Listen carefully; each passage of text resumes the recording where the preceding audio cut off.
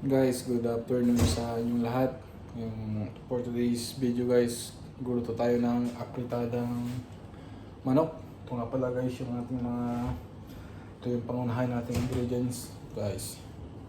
Meron tayong chicken dito. Tapos meron din tayong carrots, tapos patatas na hiniwa. Higaan natin guys. Tayong sibuyas. Meron din tayong green bell pepper. Gamit din tayo ito guys, Filipino tomato sauce, chicken cubes, syempre laurel, and ground black pepper. Tapos ito guys yung ating bawang. So guys, samahan nyo ako. Pag-umpisa na tayong magluto. Guys, pasindihan natin itong ating kalan.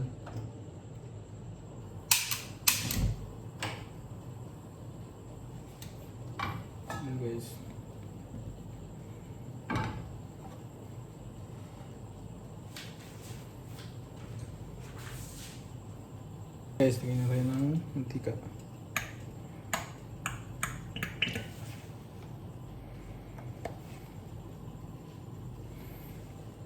Yung nga pala guys dito no, meron na namang threat ng missile. May alert na naman kanina guys. Dito tayo nga pala guys sa UAE. Kami ay namamalingke kanina. Meron na namang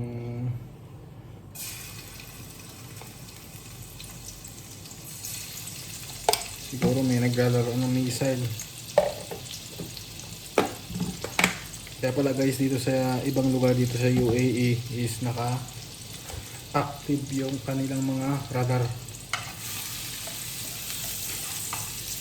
Dahil siguro meron na namang banta dito sa UAE guys. Baka may sigalot na naman yung mga ibang bansa. Hindi natin masabi guys kung anong bansa na naman ang may sigalot dito.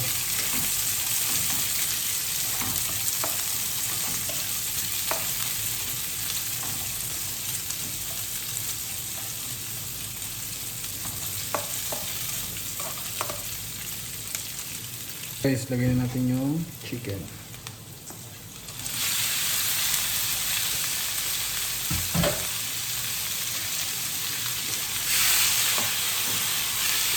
Pang karinderya cut yung hiwa natin guys sa chicken. Maliit lang.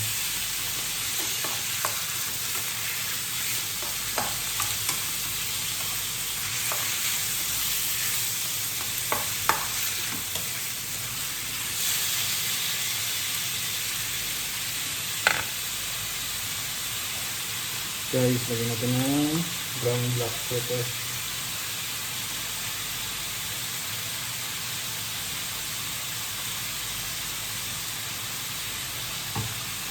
Tapos ito guys,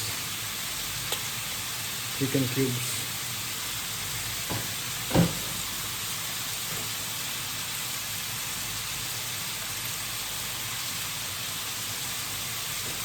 Guys, haluin lang natin ulit.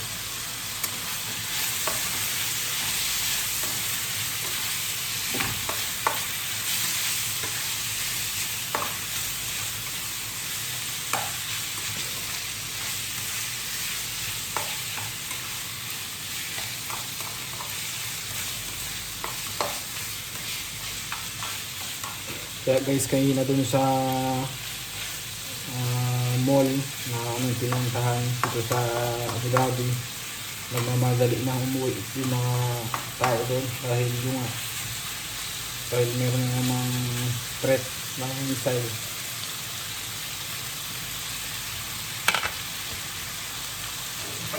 Kaya natin ito guys, sangkot siya muna natin siya.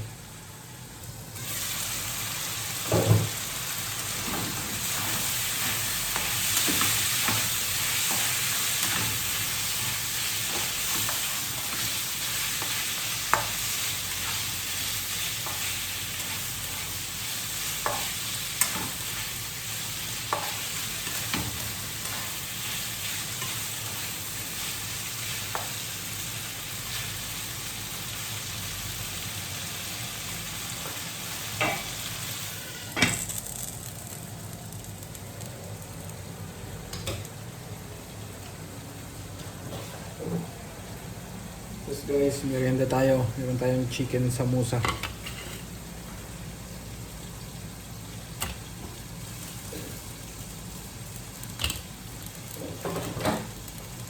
Tapos meron din tayong kape.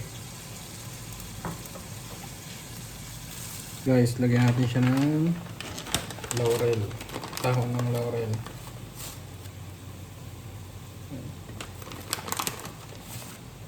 Guys, dalawang piraso lang.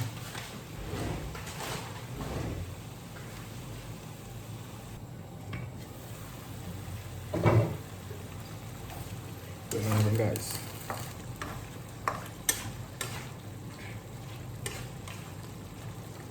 Vlog.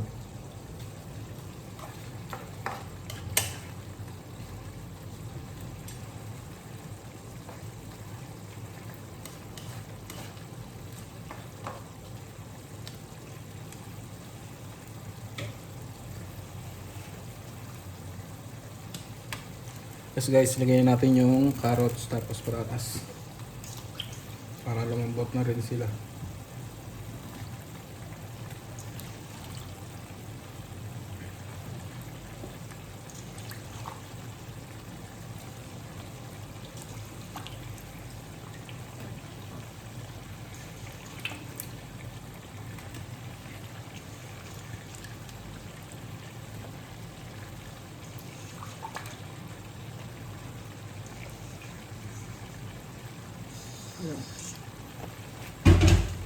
Tapos guys, lagyan na rin natin ng oyster sauce.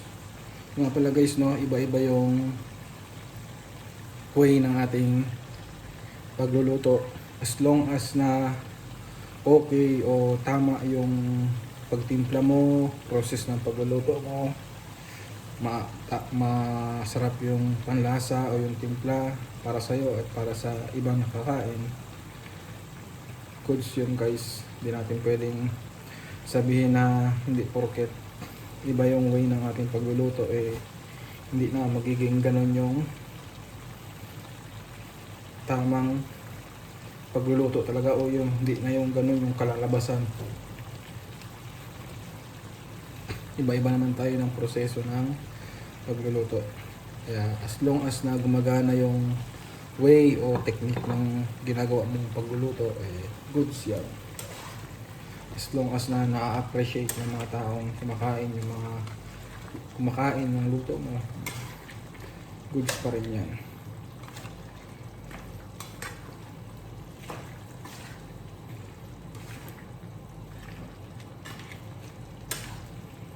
Kaya guys, dapat pag nagluluto ka, huwag ka magluto ng gusto mo lang, dapat magluto ka na gusto ng lahat.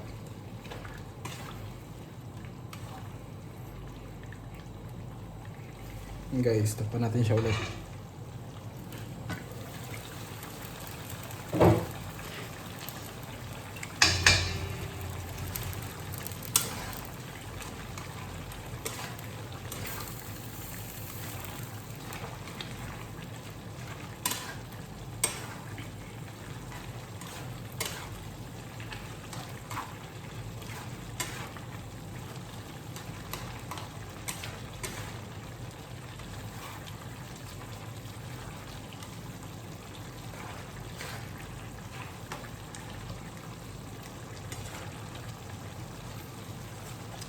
Guys, lagay natin tong bell pepper para kumagat na yung aroma niya. Dagdag din kasi ito guys, pampabango.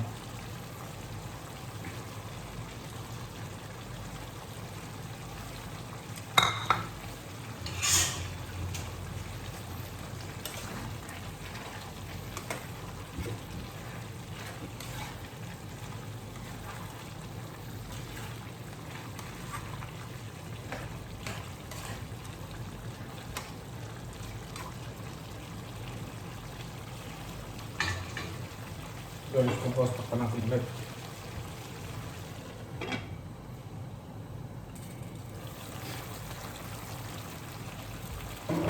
Guys, lagyan natin ng tomato sauce. Kalahati lang muna. Pag nilagay natin ito lahat guys, umasin.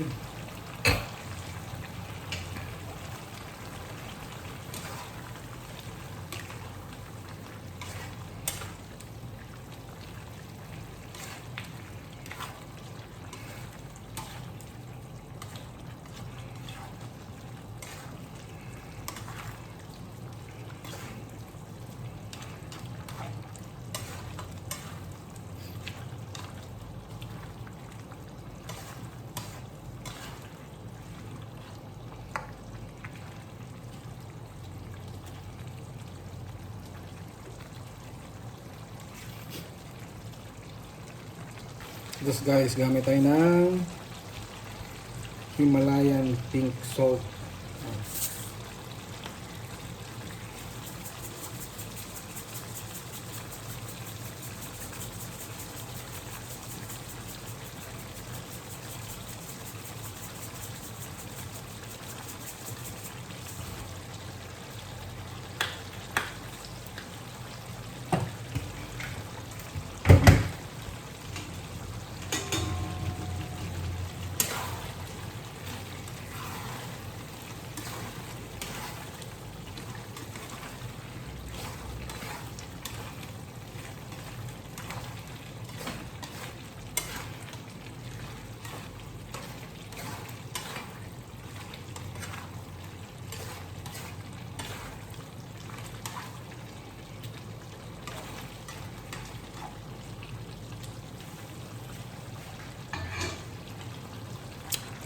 Guys, tignan natin siya. Tamang-tama na yung lasa niya. Lagyan lang natin siya mamaya guys ng asukal para mag pangalan nito, hindi maglaban eh. Para maging balance yung lasa niya guys, may alat tapos tamis.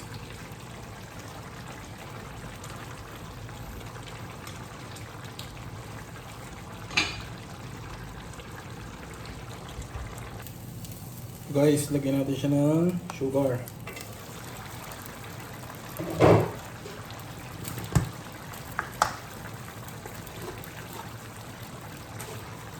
Dalawang scoop lang siguro guys.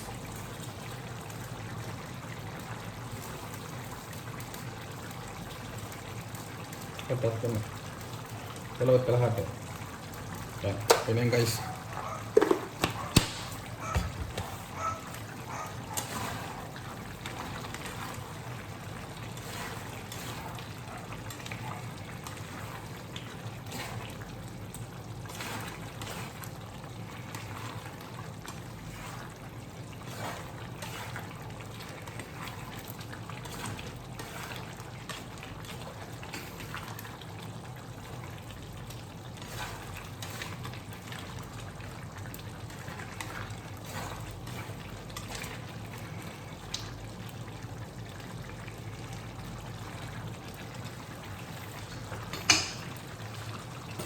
Guys, okay na yan.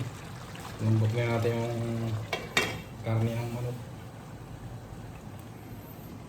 Guys, salamat sa inyong paunood sa ating YouTube channel, Patrick Binzen Adventure. Sa mga bago pa lang guys, huwag niyo kalimutan mag-like, mag-share, and mag-subscribe. And then pa-comment na rin guys kung hanggang saan umabot yung ating video. Thank you guys, and ingat po ang lahat. God bless.